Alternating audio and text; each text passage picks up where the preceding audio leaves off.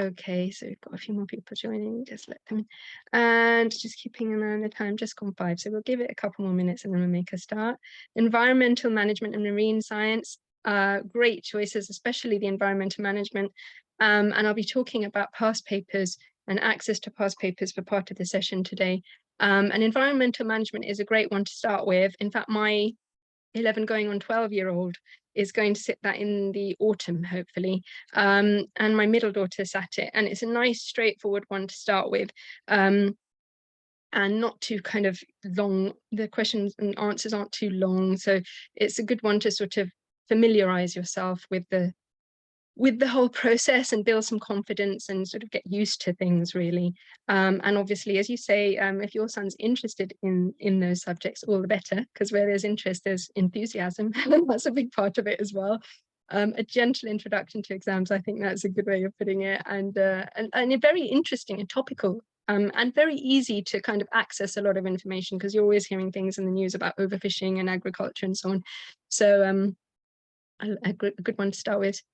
Tina says her daughter was at English language and psychology this year in courses. Okay, yeah, so a mixture of subjects. And I see some of you are at the A-level stage, so I'm sure there's much I can tell you that you don't know already. I guess part of it is it's useful maybe just to hear how other people have gone about it, and their experiences, and maybe there may be some value in that for you. So A-levels in maths, further maths, chemistry, and physics. Ooh. You're actually taking your A-levels. Okay, so do you know what you're doing next? Have you got any plans, Oliver? Passive. That was my eldest daughter's first one. Not necessarily one that I'd recommend starting with, but she loved it, and she still says it was the favorite of her GCSEs that she did, and she did 8 in the end. So both my older two, for those of you who don't know, who've just sort of meeting for the first time, hello.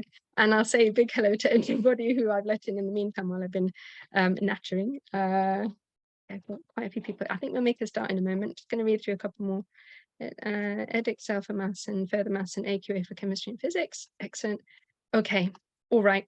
And biology, and right, so a nice spread of subjects for Pauline. Excellent. Right, I'm going to make a start, but I'll keep an eye on the waiting room just in case others do, because I know what it's like if you've got something unusual to attend. Sometimes it's not always at the forefront of your mind. Also, I am recording this session, so if I could ask you, I'll be going through housekeeping in a moment anyway, just the boring stuff really, because I am recording the session. Cameras off, please, and everybody's muted just to avoid background noise, some kind of interfering, and let's take a look at what we're doing then. So what we're going to do, hopefully today, we'll spend about an hour or so covering various aspects of the revision process, and a little bit on preparing for the day itself. And as I said a moment ago, for those of you who weren't here right at the beginning, I think part of it is just sort of building confidence as well, and sort of feeling that this is something you can do and it's achievable and it's a well-trodden path. So, and you know, you'll come out the other end and you wonder what all the fuss was about. So hopefully that's the way it will be. So we're going to start with an introduction, bit of housekeeping, a bit about me, because I hope I'm not going to bore anyone with that, because I know several of you know me in real life or you know, online. And but we do have some new people, so just to give you a bit of background context, a few people who haven't attended any of my previous webinars. I'm going to be thinking, starting with a look at how to plan for exams. So yeah, if you wouldn't mind in the chat letting me know, for those of you who are taking exams this summer, what stage you're at in the revision process, just to give me an indication, and if there's anything in particular you're struggling with or finding a challenge. I'll do my best to see if I can offer some suggestions on that. I don't have all the answers. I don't claim to have all the answers. And for those of you who are past the GCSE stage, or maybe at A-level stage, or you've got a few GCSEs under your belt, I'd love for you to share your comments in the chat as well. Any tips, resources, advice that you have for others that maybe I haven't mentioned, because I don't claim to have all the answers, but I'll do my best, and I'll talk you through a little bit about our experiences. So we're going to have a look at effective revision and maximizing your time, making the best use of your time in these sort of last 6 weeks or so till the start of the exam season proper. We're going to have a look at understanding exam questions, which is crucial, really. It's a really important aspect to sitting in exams, and command words in particular. So I'm going to focus a little bit on that. How to approach answering questions on a paper. So looking a bit at exam technique and also time management strategies, which come into play on the actual exam day. A little bit about preparing for exam day. So that's some practical issues to consider. And I'm going to be talking a little bit about useful resources, things that we've found helpful in the past. And that's a little bit of trial and error as well, because what works for one person might not work for another. And then towards the end, if we haven't addressed, feel free to put comments, questions, thoughts in the chat, and I'll address them as we go. But at the end, if you want to, we'll have a little bit of time, hopefully, to think about any questions that come to mind, or if anybody has any final thoughts, to share those. So that's what we're going to do today. So before we start looking at exam planning and so on, we'll have a think about just a bit about housekeeping, really. So I've already mentioned, I've put everybody on mute just to avoid background noise. And you can feel, feel free. It's quite informal. All these sessions are quite informal. My lessons are quite informal as well. So there's no sort of, there's no silly questions. So if you're thinking it, chances are someone else might be as well. So please don't be shy. You can DM me if you prefer to, and I'll do my best to answer. And there'll be an opportunity to ask questions. And as we go, you can ask questions as well. Cameras off, sessions being recorded, and I will be sharing it in the Facebook group, where you probably heard about this session in the first place, the exams group that I run, which kind of has grown beyond all imagination. When I first set it up, it was just a small bunch of people, and it's grown to over 1,000. So clearly it's something that people feel is of value, and that's very rewarding for me to be able to share our experiences and help others is fantastic. Anyway, yeah, so that's just a little note about that. It's going to be shared in that group, so you can review at your leisure. And also for the benefit, and there's quite a few people who messaged me today or posted in the thread to say that they wouldn't be able to make the live session, so it's for their benefit as well. Technical problems, I'm not really a techie person, but often if you're having problems, especially with audio, quite often leaving the meeting and rejoining seems to fix it. It's happened to me. It's just sort of temperamental sometimes, technology, but that tends to work. Don't worry about leaving. I keep an eye on the waiting room, so if I see that you're trying to rejoin, I'll let you in again, so don't worry about that. And you can change your name if you don't want your name displayed, just by clicking on the three dots in the corner there, which I'm indicating there on screen. If you click on that, and then you can go to rename at the bottom there, and change your name if you'd rather have some other name displayed. Right, a bit about me first. Right, so it's now going on to 18 years of home education for me. I feel like I've been doing it forever. So I have 3 daughters, for those of you who don't know me, who we've never met either in line or in person. I've got 3 daughters, all of whom were home educated all the way through, apart from a very brief stint of a couple of weeks at reception for my eldest, and that was it, and we were done with the system. Okay, so the older 2, my eldest now is going to be 21 this year, and she's at university, and my middle one is 17, and she's doing A-levels at a selective 6th form locally to us. And they sat all their GCSEs as home ed students, private candidates, and they took 8 each. They both got very good grades for all of their GCSEs. So hopefully I can share a little bit about what we learned along the way with you. And just a little note, I haven't got it on there, but we did it all ourselves. We didn't outsource, and that's not to say you shouldn't outsource, because I totally get that for some people that works, and that's fine. And there's not an issue with that. I'm just saying that it is possible, it is doable to do it on your own. And there are a lot of resources. It does take work. So if I have students whose parents they feel that their child would benefit more from having that external input and so on, that's fine. that's a very much personal decision. And so, you know, there's lots of different ways, as I'm sure you all know, of facilitating your child's learning. So the subjects that we studied, oh, just so my middle daughter's doing her A levels, but my eldest daughter did A levels from home as well. So we went right through the A levels, which is another story. I could do a whole webinar on the A level journey on its own, which was it was fraught with you know, um, not problems as such, but issues because it was the COVID period, but that's another story. Anyway, the subjects that we covered as a family, we covered quite a lot of Cambridge actually, but mixture of Cambridge. Sometimes people say, can you mix them up? And you can see there that we've got a mixture and it's not an issue at all. Some people actually, the class Civ was OCR. So that's actually a branch of Cambridge. So we did geography, English language, chemistry, physics, class Civ, environmental management with Cambridge, and for EdExcel we did biology, maths and psychology. And my youngest daughter is, as I said, she's 11, and she announced to me in September that she wanted to do environmental management this year. So she's been working on that to sit in the autumn. I am a qualified teacher, and I do have a master's degree in English, but that was a very long time ago. It feels like another lifetime, but I have been tutoring mainly home educated students in the last few years, and I specialise in the Cambridge IGCSE English language syllabus.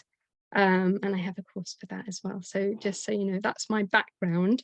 So the first thing I wanted to start with really is sometimes when something's daunting, it can be tempting to put it off, just bury your head in the sand.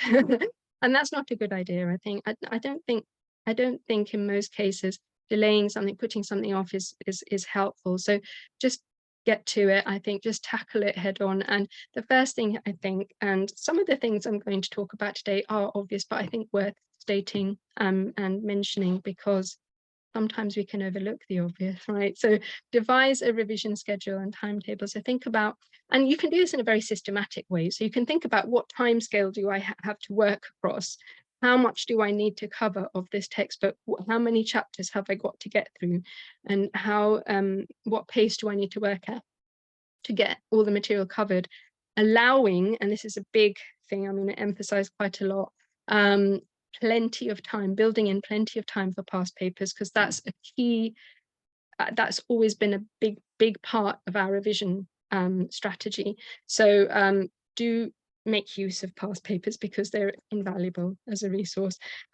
Break down material into manageable chunks. So sometimes you can be faced with this tome of a textbook and you've got so much to, how am I going to retain that in my head? Well, you need to start with dividing it up into manageable chunks, and knowing yourself helps with that as well. So knowing what times of day you concentrate best, and working in your timetable, working into that periods of short, intensive bursts of revision, which tends to be what works best. So little and often, so 20-minute bursts. Remembering that it's not just the quantity, it's not just the amount of time, but the quality of time, because you're sitting there glazed over, you're not going to be taking material in. So, you know, 20 minutes of focused work at a time is more effective than sort of spending hours there, you know. So taking breaks is important for that, removing distractions. So I've put music there, but I think some music can be, you know, again, it's a case of knowing yourself. So if you work well with classical music in the background, that's fine. Classical music for concentration. There's playlists on YouTube and so on. But it's, so long as it's not distracting you, and you'll know if it is or it isn't. Mobile phones and iPads are terrible, you know, suck your time, honestly, and distract. So I put these pictures up here. So don't delay, just get on with it, I think, is the first point. And remember, I've put this image here because you're running a marathon, not a sprint. So pace yourself, okay? And that's the key point there. So you're going to try and think about how you're going to work towards the end goal and being exam ready by the time the day arrives. Okay, so 20 minutes of work at a time for IGCSE. Oliver says, yeah, I think that's a good rule of thumb. Moving around as well, I'll be talking about things, focusing a little bit on mentioning health and well-being later as well. So there's an example of what your timetable might look like.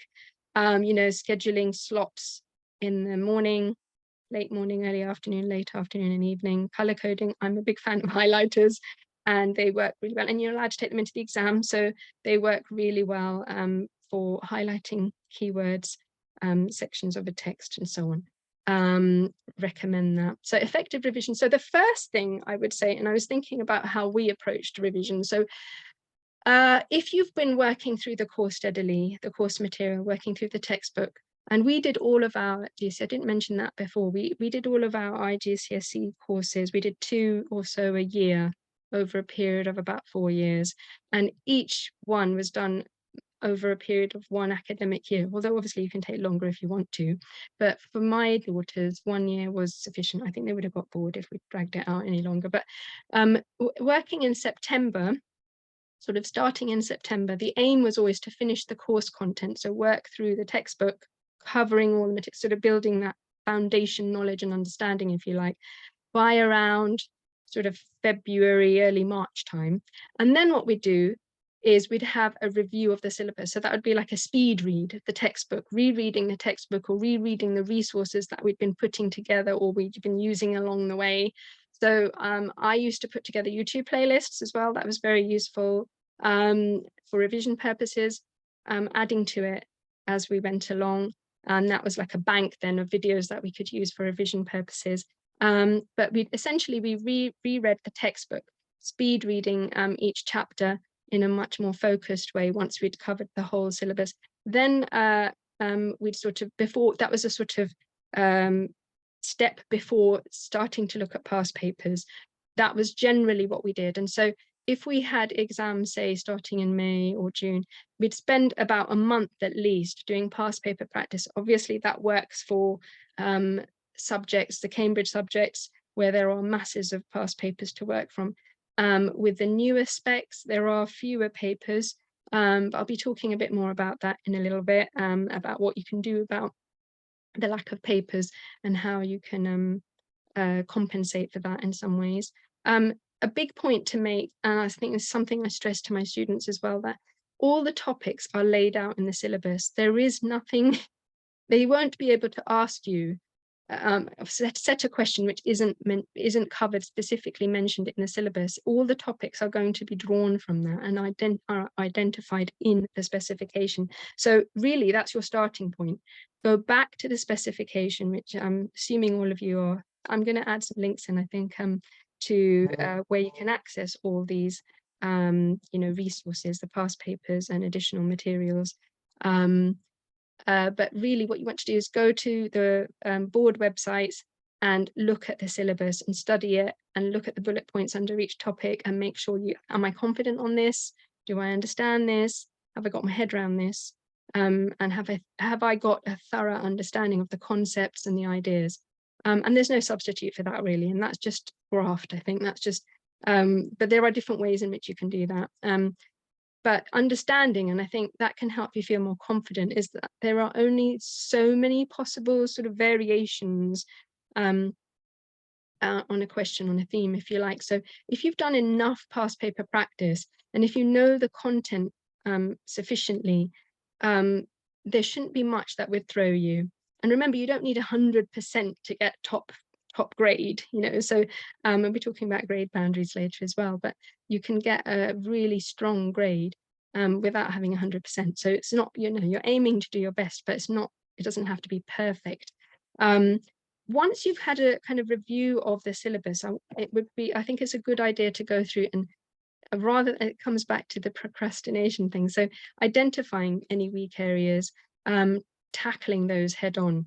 And there are different ways in which you could do that. So what I found often was the areas that we were weaker on tended to be the ones that came sort of in the middle of the year, because at the beginning of the year, we're starting fresh with lots of enthusiasm.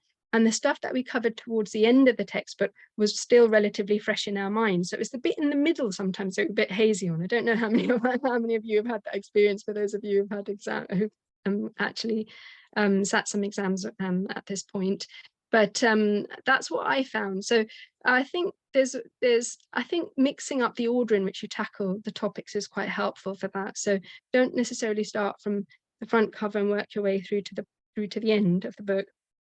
start in the middle sometimes as well, and just mix up your revision. So, and be prepared to go over the material often. Okay, that's a point which needs to be made, I think, as well, because unless you happen to have been born with a photographic memory, chances are it's going to take you many encounters with the material before it sticks.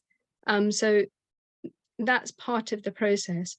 And one of the things that we always found very helpful is to talk it through. So I think when I first posted about this session, somebody asked about what to do if your young person doesn't like taking notes. Well, note making was always quite a key part of the learning process initially for my older two, and now for my younger one. But alongside that, we did a lot of talking. There was a lot of conversational learning, and there was a lot of discussing as we went through. And yeah, that helps to, make it relevant, I suppose. And there are different methods you can employ. So what I'm saying is talking can be an alternative, I guess, to note making, or using flashcards. Also audio-visual methods. So as I mentioned, we had YouTube playlists, and there's lots of YouTubers that have their own channels, like Science with Hazel. There's various ones for geography and so on. And so there are lots of different online resources, podcasts. There are apps and things like Seneca and quiz and flashcard type websites as well. Like my oldest daughter particularly really likes Quizlet, so she used that. I think she's still using it at university to help her understand the content and then create flashcards that she can use to test herself. And I think there's value in creating your own. So you can use ones that have been pre-prepared by other students, but you also have to check the standard, really, if you like, how accurate they are and thorough they are.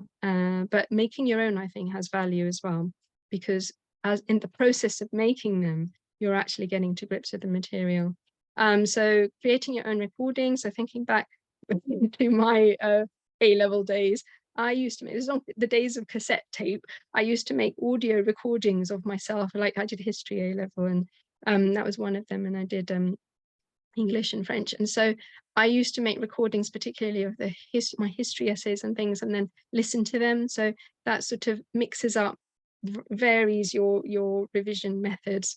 And as I said, give yourself plenty of time to build in past paper practice, because that's really important. So moving on to past papers, I guess in that last month, what you really want to be doing is building towards completing a paper a day. That's generally what we did. So we'd do a paper, and then we'd mark it, and then we'd use that as a learning exercise. So we'd identify any weak areas, go back to the textbook, figure out what wasn't quite right. Looking at the mark schemes and understanding that is a really important exercise, and understanding what the examiners are looking for. And also the examiners' reports are a very useful resource.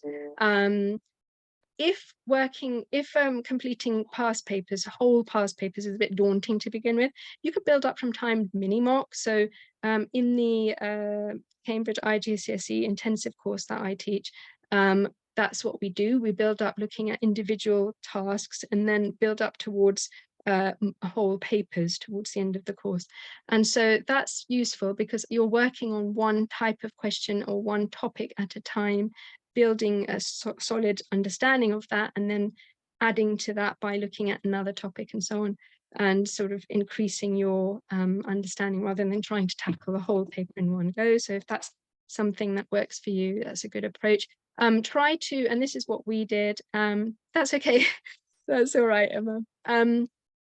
What we try to do, and I think most home educators do this actually, is we try to simulate the exam experience as much as possible. So typically they would sit under timed conditions, and have just what they would have in. Oh, I forgot to say also, if you're at the stage where you're still sort of struggling to retain content, you might like to start with, or you find it daunting to approach a whole paper in one sitting, you might like to start with an open book approach. So with the textbook there, have a go answering the question without the textbook, and then look at the textbook and see, did I get it all? Was there something missing? And maybe not even starting with a timed, with timed exercises. So you're sort of building your understanding first, And then subsequently, you're kind of fitting it all into the bigger picture and working towards completing papers within the specified time, which is the goal, right? Handwriting responses is really important as well, because in the exam, you know, it might be anachronistic, it might seem anachronistic to us these days to be handwriting anything when most people communicate via online, you know, online communication methods like email and so on, and text and WhatsApp and so on. But exams, you know, are for good, better or worse, the exams are still handwritten. So just the act of handwriting to build up that stamina, because it is, you know, for English, for example, it's a 2-hour paper. Quite a few biology is a 2-hour paper for Edexcel. Quite a few papers are 2 hours long, so that's quite a lot of time to spend writing. So building strength in the hand, and, you know, not having cramp and so on, that's quite important. And there are lots of past paper resources available online on the exam board websites for Edexcel, AQA, OCR, and for Cambridge there are various file sharing websites, and there are tons of papers available for most of their specifications. They do this thing, Cambridge, where they tweak the paper slightly every couple of years, like for geography, every couple of years they tweak it, but they are just sort of relatively minor tweaks, a little change in the focus on the content. But essentially they're the same format. So older papers are still of value. And so that's just a kind of overview there. Please do let me know in the chat if there's anything I'm saying that doesn't make sense, or you want me to go over something, or you have a particular question on anything in particular, any specific questions. So I thought it would be worthwhile spending a bit of time thinking about understanding exam questions and command words. Now, and before we even get to that, something that I've told my kids and told all my students, and I emphasize it again and again, is that you need to read and understand the question. And in order to that, I would say, read the question once, then read it again. Because a lot of the time, students will miss a part of the question. Like if they have what I call a double-barreled bullet point or a double-barreled question, there are often 2 parts to the question. So look at something and something. And the bit after the and sometimes gets ignored. So you're only kind of, you're basically missing out on potential marks there because you're only focusing on one part of the question. And another thing that students can tend to do is there's a pressure to get writing. So hold back and actually give the question some thought first and consider your approach. What is it they're asking you to do here? So think to yourself, what do I need to do here? What is the examiner asking me to do? Try to get your head around that first. It can be helpful to highlight, circle, or underline the keywords to identify the focus of the question. And there's an emphasis on what the boards call command words. What are the instructions, essentially? The instructions that you're giving candidates. What is it you want them to do? And I think of it in terms of levels. So level 1 difficulty is sort of the basic. These are often the questions which carry 1 mark. So it's things like identify, give, state, define. So basic knowledge recall a lot of the time.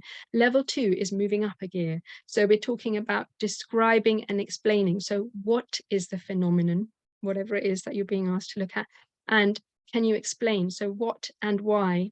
Level 3 takes it up a notch again, and we're looking at discuss, evaluate, suggest sometimes as well. So that's where you're having to apply your knowledge to novel situations, sometimes weigh up different viewpoints or perspectives, try to come to a conclusion sometimes, apply knowledge to unusual scenarios or something that wouldn't necessarily have been covered in the textbook, the scenario. Unlikely, actually, in biology. They give you these scenarios which you're required to apply your knowledge to. The knowledge should be there. It's just what you're applying it to. So the question mark is supposed to be a cue to kind of, if you look carefully, there's cogs. So the questioning gets you thinking about what's required here and what examiners are looking for, and to get down to, you know, the nuts and bolts, if you like, of the question in terms of what exactly you need to do, and do exactly that. So don't explain where you've been asked to describe. Don't give unnecessary explanations if it's a describe question. If you're asked to explain, make sure you are explaining.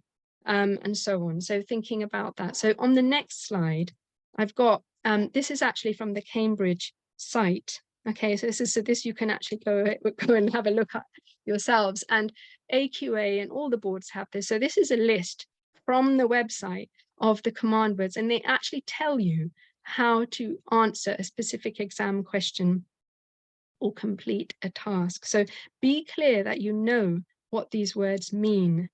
And when you come to start marking papers, you'll be able to see where the marks are awarded for description or discussion or whatever. So justifying. So so basically, this is, these are the more challenging ones. So analyzing, and you can often tell, the ones that carry the most marks will be the explain, discuss, analyze, evaluate, justify. So justifying, so that's looking at evidence and examining and weighing up the evidence and the different points of view and reaching a conclusion in many cases. So predicting, so based on what you know, can you apply your knowledge to the situation? Can you weigh up the different perspectives and come to some kind of conclusion? So I won't go through all of these right now, but I just wanted to let you know that that's something that you need to bear in mind, definitely. And just to finish on this section, I think not understanding the question and not answering the question set is a major reason why students don't get the marks they deserve sometimes, even when their knowledge is strong and they think they've understood the subject really well. There's a difference between knowing a subject and applying it to exam questions. So you have to know how, and it's quite specific a lot of the time, how you want to apply what you know and answer the question and give the examiners what they're looking for. Okay, so it's a bit like a game, as I've said before. You need to know the rules in order to win or score the points, right? So that's something to bear in mind. So kind of working backwards and thinking about what is it they're looking for. Also wanted to talk about time management and exam strategy. So this follows on with the game analogy, I guess, because it's not just a case of knowing your stuff, it's a case of knowing how to pace yourself in the exam, how to, so for example, in the Cambridge IGCSE English language paper, the paper 1, the question that carries the most marks comes at the end of paper 1.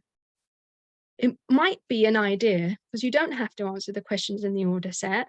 I'm using this to illustrate, but it applies for other subjects as well. So for biology, EdXed biology, there's a big 7 marker that comes at the end of the paper. You might want to do that earlier on. Why? Because there's the most marks riding on it. At the end, towards the end of your 2 hours, your hand might be getting tired. You might be starting to flag. You don't want to run out of time. So it might be a good idea to do that question first, bank those marks. Or if you don't want to do, and this is a personal preference as well, because if you don't want to dive in with the question which carries the most marks first, maybe do a few warm-up questions, like an athlete limbering up, and then dive into that big 25 marker in the case of the English paper, and then do the low-hanging fruit questions, so that you are, if you do run out of time at the end, you won't lose as many marks potentially. Hopefully you won't run out of time at all. That's the goal. With enough practice, that should be the case. But sometimes it is the case that students do run out of time. So if it's the case that you leave those low-hanging fruit questions to the end, you don't stand to lose as many marks.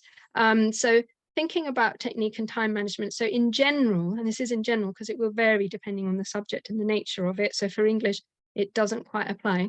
In general, a rough rule of thumb is you want to spend a minute on a mark for each mark that a question's worth. You want to give it a minute or so. So that's a rough rule of thumb. But obviously for English, there's reading time built in, so it'll be a bit more than that. And you can borrow time from questions that you find easier maybe, and give that time to questions that you find more challenging or you want to devote more time to. And so yeah, so strategy and time management are a big part of it. And I would suggest that you experiment a little bit. So if you're doing Cambridge papers and there's a huge mass of past papers to practice with, try out different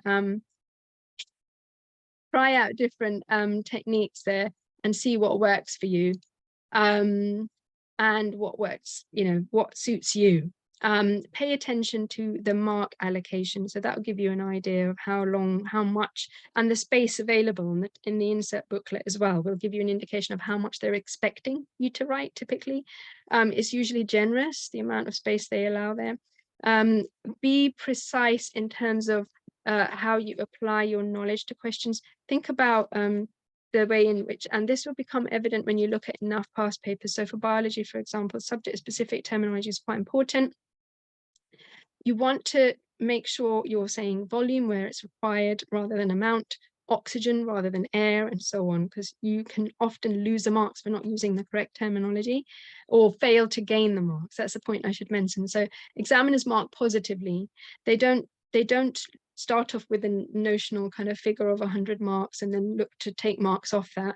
They start with 0 and they're looking to award you the marks, so give them reasons to award you the marks, okay, because that's what they want. They want you to, and often stating the obvious, and this may be obvious, but often students fail to see the obvious, and they think and it's easily done. If you know a topic really well, you start to take certain things for granted, but you can't do that because examiners don't know what you know.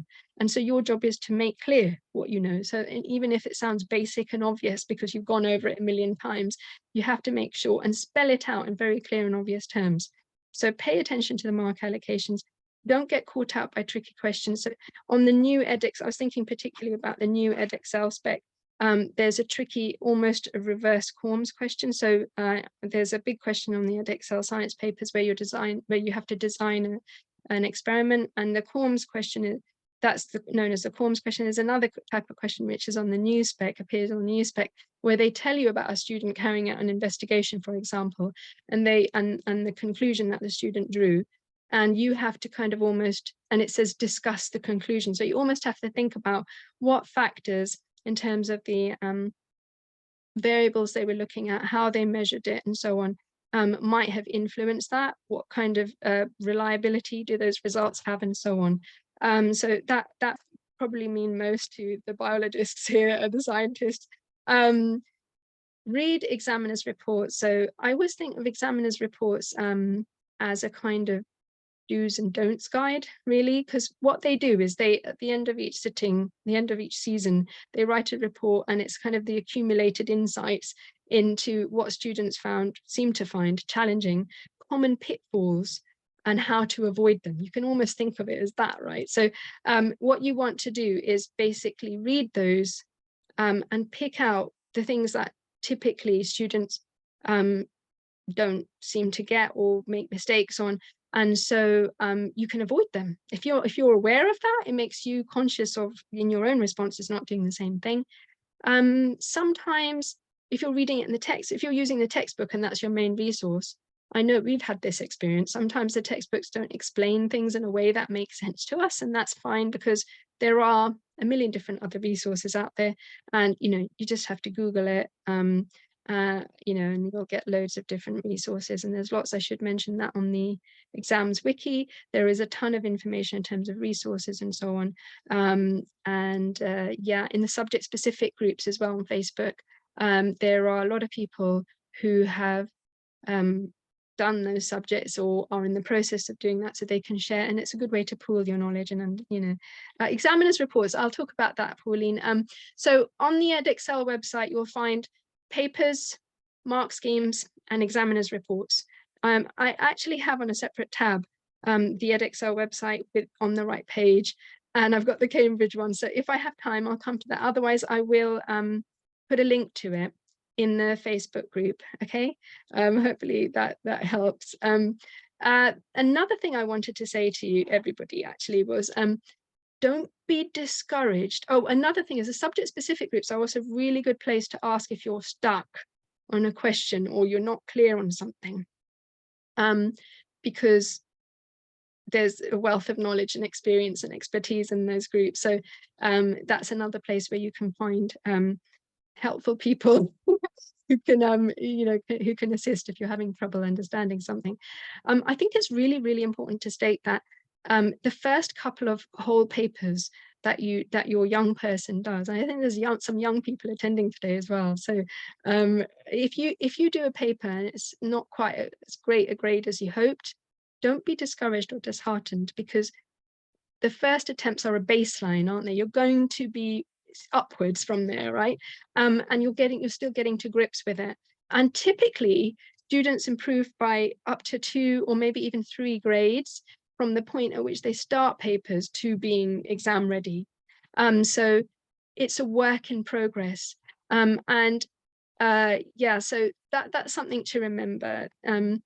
And I always like this phrase, somebody mentioned this to me a while ago, and it stuck. So practice brings improvement. We tend to think practice brings perfection, but it's actually improvement that you're aiming for, right? And getting better with each attempt, and knowing when you've made a mistake on one paper, you're aware of that and you're looking out for it, and you don't make that mistake again on the next paper, and so on. So it's cumulative and it's incremental. So that's something to bear in mind and remind yourself of and take heart from, okay? And self-marking papers together. So I marked papers with my daughters when they did papers, and that was very insightful. It enabled me to support them with their learning, but it especially helped them to get to grips with it. And towards the end, they were marking them themselves, because and that means they've fully understood what it is that the examiners are looking for. Are there online classes you recommend where the online tutor can mark the papers and answer student questions? Right, so there are various options for that. Now, personally, we never used any of those, but that's because my background's in English, so I felt quite confident marking English papers. But that tends to be the point I want to make is that for maths and sciences, the past papers and the mark schemes are usually quite straightforward. And I think for most people, they could do that themselves. But for English and essay-based subjects like history, it might be worth getting some external feedback on papers. And so there are some companies that offer past paper marking services. I mark English papers, for example. Tutors will do that. So if you're using a tutor, they might be able to do that for you. And then that means they can give you targeted. And I know quite a lot of people, what they do is they get a feel for whether they're marking it well. So if you mark a paper and then you get it externally verified, if you like, by an examiner, it kind of can build your confidence and tell you that you're on the right line. So that way, you know that subsequent, because it can be quite costly. That's the only thing. So yeah, that adds up. But obviously that means that you get the benefit of the examiner's experience and knowledge and understanding, and then that can be useful for you in terms of aiding the learning. Okay, so understanding the grade boundaries is important as well. So every year after the exam, whatever board that we're talking about, they put together grade boundaries, which are basically the thresholds for each grade. So essentially how many marks you need to get a 9, how many marks you need to get an 8, and so on, or an A or a B, or whatever. And so what they do there is they try to ensure consistency from sitting to sitting. So two students of the same ability across 2 years should get the same grade. And if they find that a lot of students have found a particular paper tough, they will lower the boundaries accordingly to ensure fairness and consistency, and the level of difficulty is sort of the same across sittings. Can't be exactly the same, and there are variations, but that's the idea. So grade boundaries do fluctuate and they're not set in stone. And surprisingly, the grade boundaries for English and maths are relatively low, especially for maths.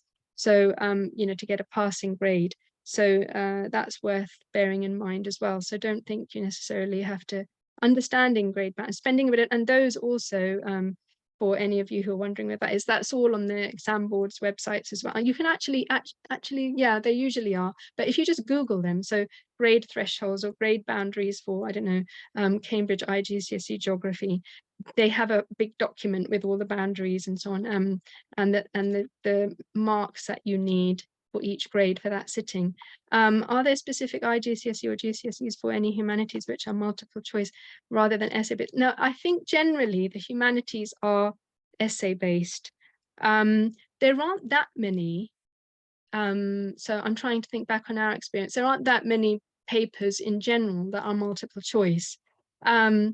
Cambridge Sciences, they have a multiple choice paper as opposed to a, you know, the Edexcel don't have any multiple choice.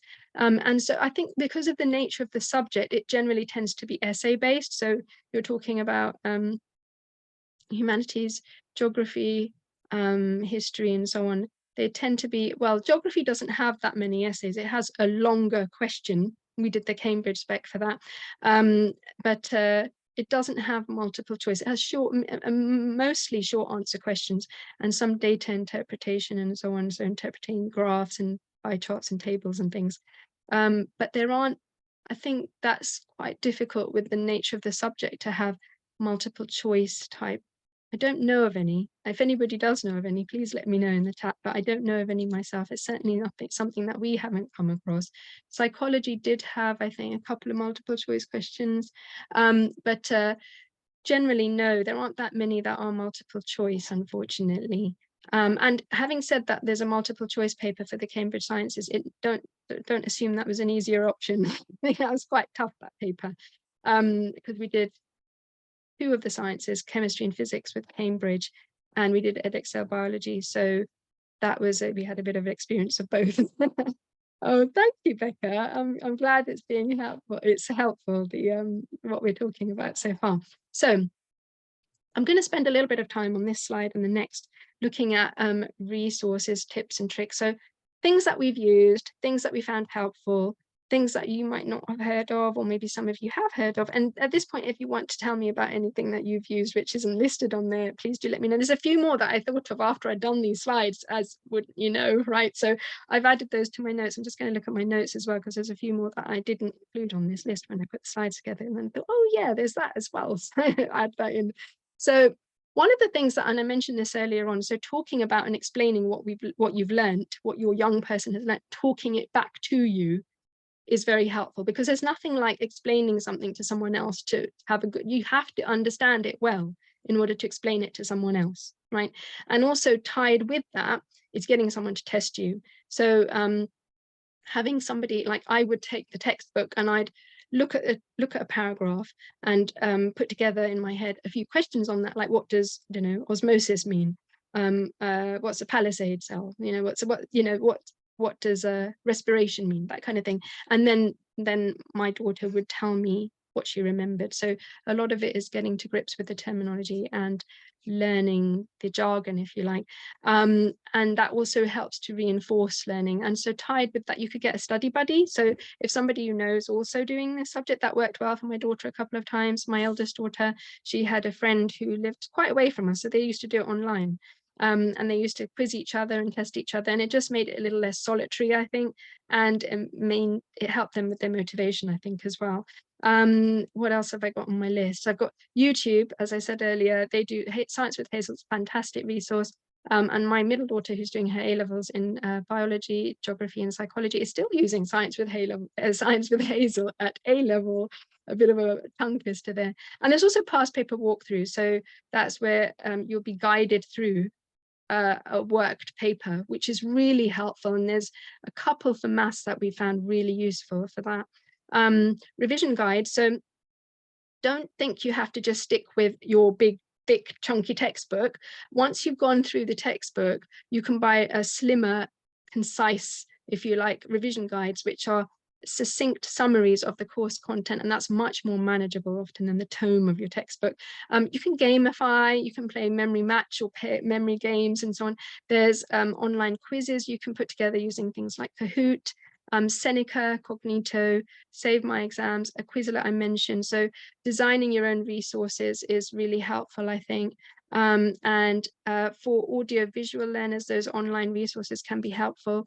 You can color code. I think color is making your revision notes quite visual, making flashcards, posters. I think one year when they were doing physics, I had like a big like I'd kind of sellotape lots of A4 sheets together with lots of the formulae for the physics, and I'd color coded it in red and blue and stuff. And so it was somewhere sort of near the bathroom, so they'd see it every time they went into the bathroom.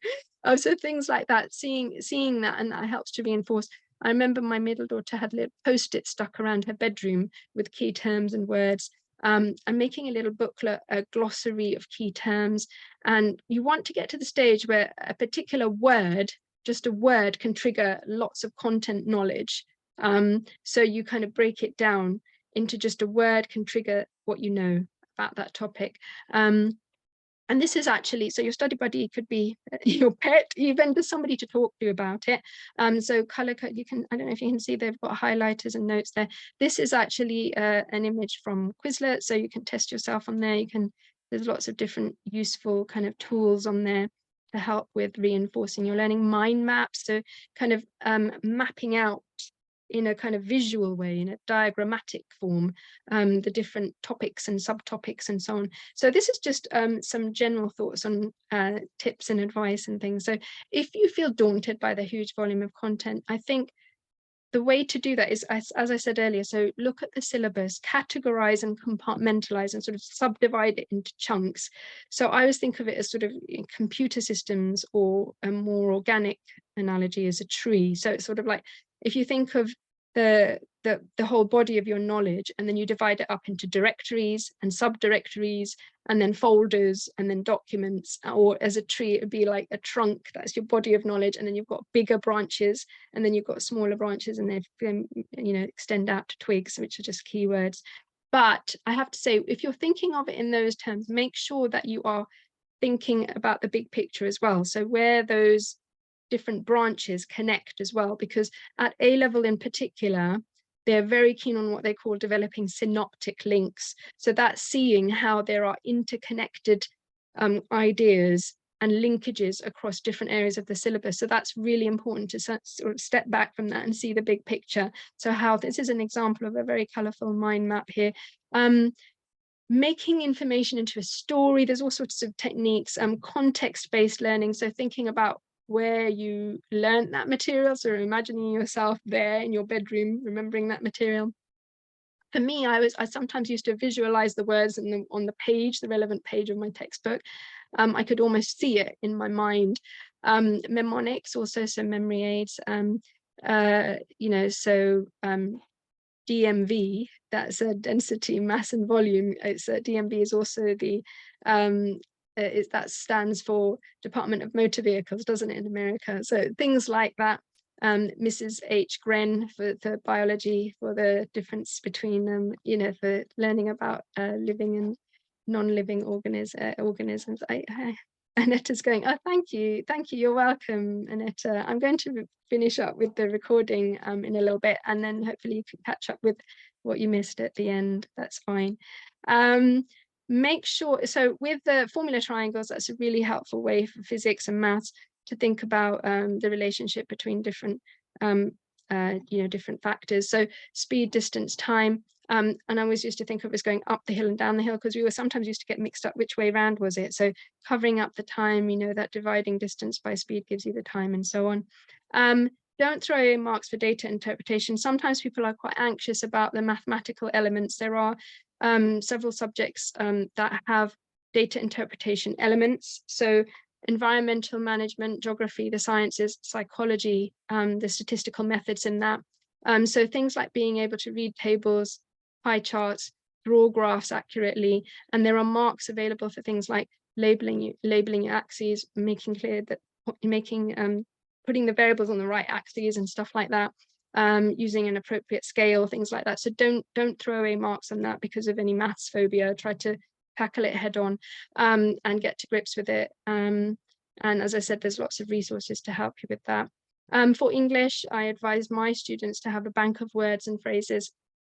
Be prepared, if you like. Here's one I prepared earlier. So some figurative language and imagery, and you can borrow from things you've read or watched and adapt it and make it your own. So pre-preparing that in your own time, crafting it when you've got space and time to think about it, and then having a bank of ready-made things that you can sort of adapt and apply to different scenarios Similarly, you might like to develop a collection of characters that you can, you know, if it's a character-based description, how you might adapt that and include it in your piece. So adapt those different characters. So that's something that I advise students to do.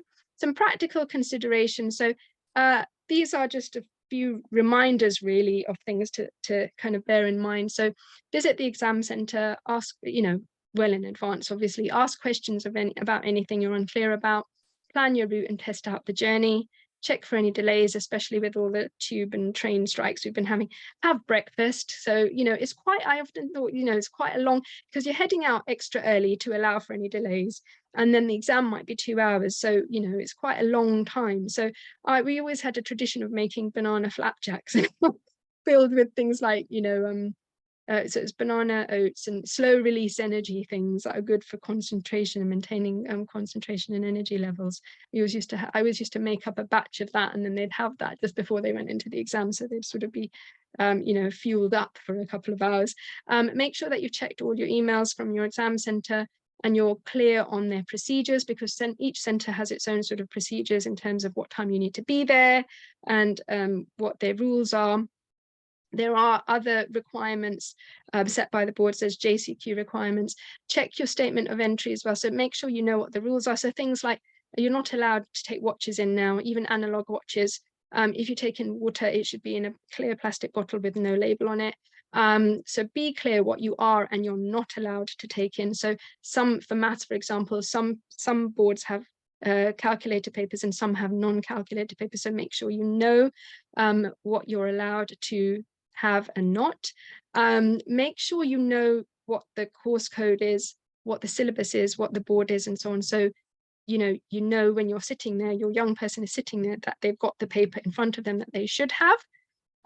So those are all on the specification, which you'll find on the websites.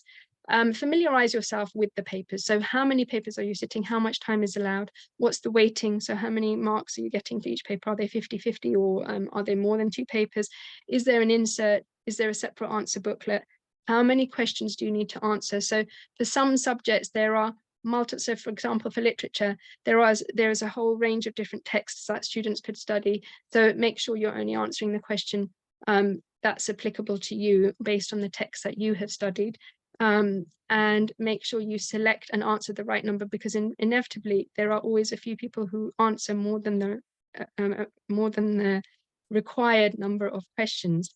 Encourage your young person to be confident. I know it can be daunting and intimidating, and to kind of put your hand up and ask the invigilator something, but if they're not sure about something, do ask. And things like your candidate number and the center number need to be put on the front of the paper. One year, my middle daughter, who sat psychology, came home having sat the exam and realized that she hadn't put the candidate number and the center number. She'd got chatting. It was only her on that occasion, her and the invigilator. And the invigilator had been friendly and got chatting to her. And in the process, she'd got distracted and not put her candidate number and center number on the front. And she was in a panic. So I emailed them and said, oh, she's really worried about this. And they said, it's okay, we checked it. So they do check it. They're supposed to check it anyway, and they'd added it in. But make sure you don't do that.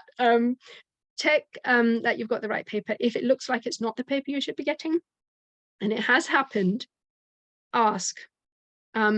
Also things like, because you're not allowed to take a watch in, make sure you can see the clock, keep an eye on the time.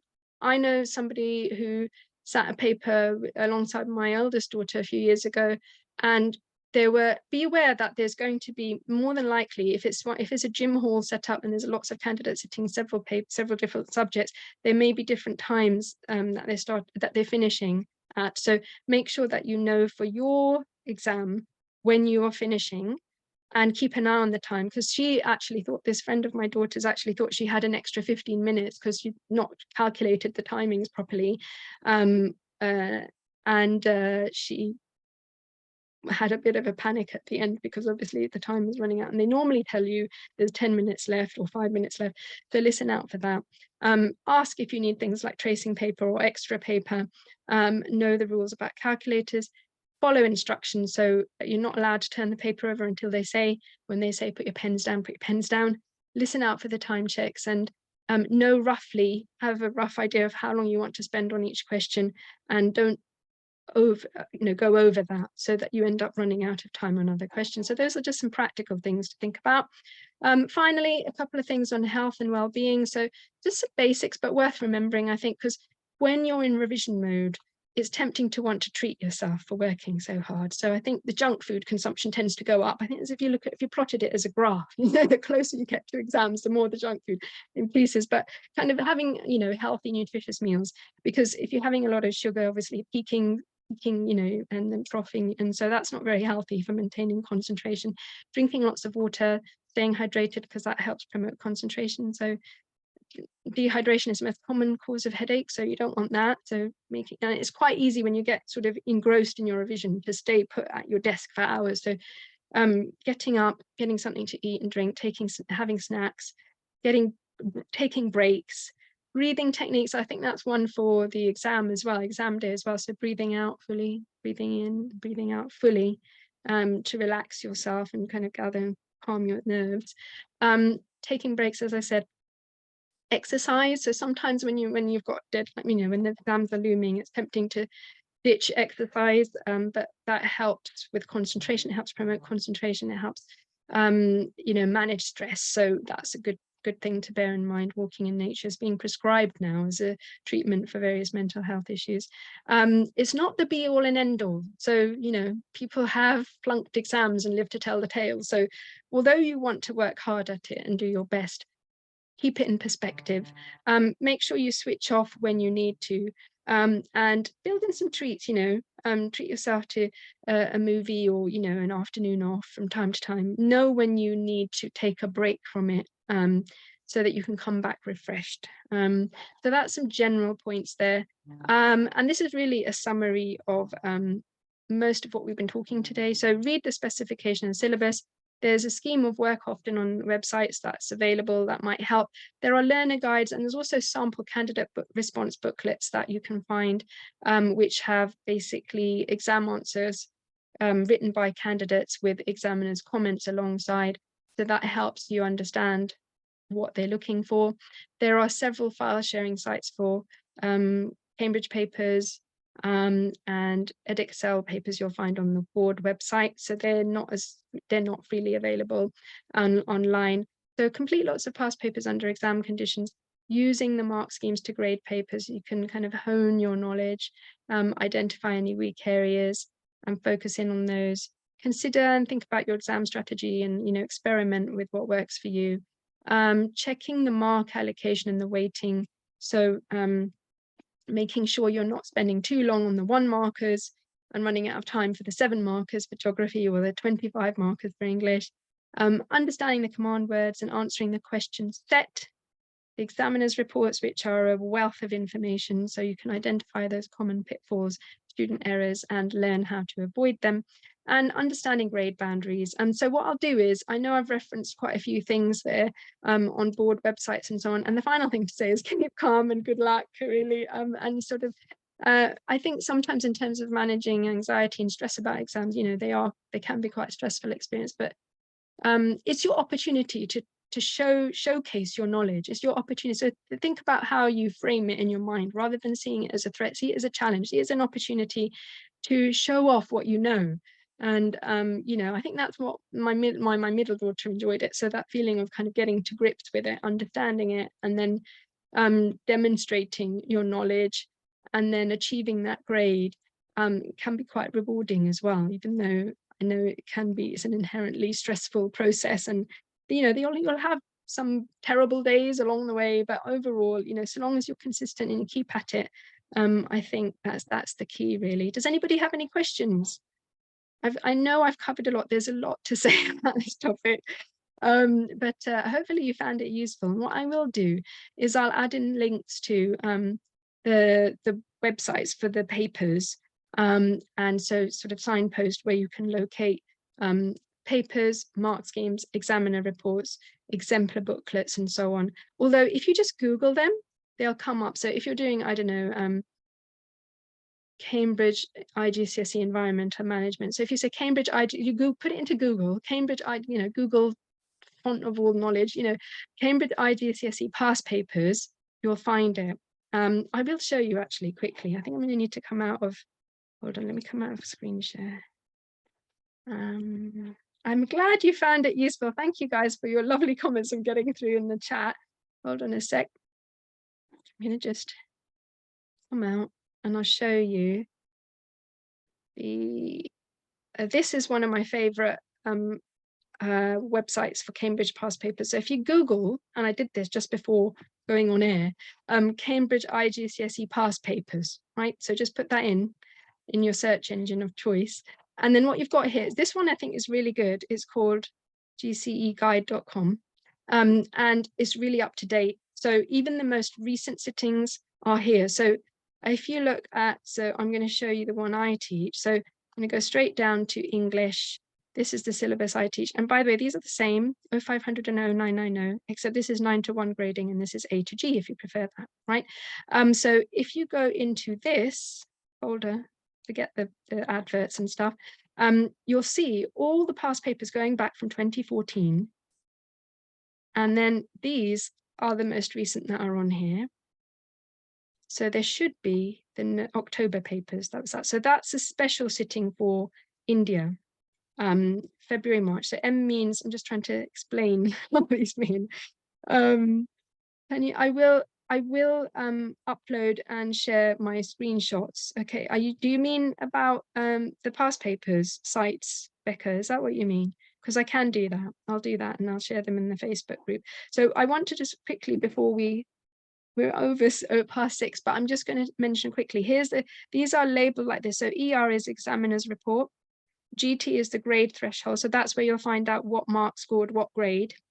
Okay, so you'll add up the marks across the 2 papers and it will tell you what mark a student needed in both papers overall to get what grade, so what that corresponded to. These are split into the insert, which is the booklet with the passage in it, and MS means mark scheme. Okay, so what we've got here is paper 1 is this 12 paper, and the mark scheme for that is here. Okay, and the second paper is this one, the 22, and the mark scheme is there. Does that all make sense? And the question paper is here. So the inserts go with the question paper. So in the exam, you get an insert booklet with the text, with the passages in it, and you get a question paper in which the student has to write their responses.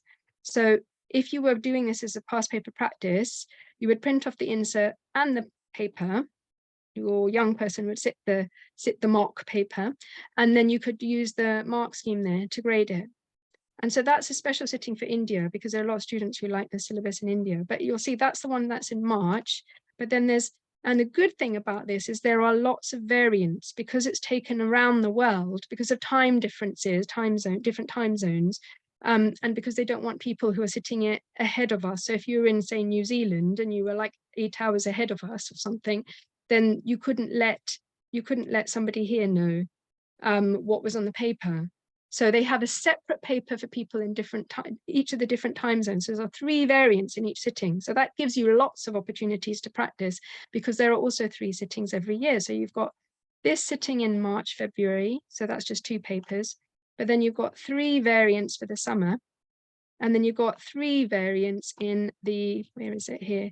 It should be there actually. There should be a separate set of papers for winter, the autumn exams. And so the Edexcel one is like this. So the Edexcel here, basically, if you look here, you'll see, hang on a minute. Right, so down here, if you scroll down, you can select the board, select the qualification. So IGCSE, let's say, and say we're looking for biology, IGCSE. So we're going to click on B, and here's biology. And then you'll see this is the new spec. So you're going to go to the new spec. And then here we got the papers. So if you go back to, so they first started teaching it in 2017 for students to take the exams in June 2019. So I hope that makes sense. And here we've got the question paper.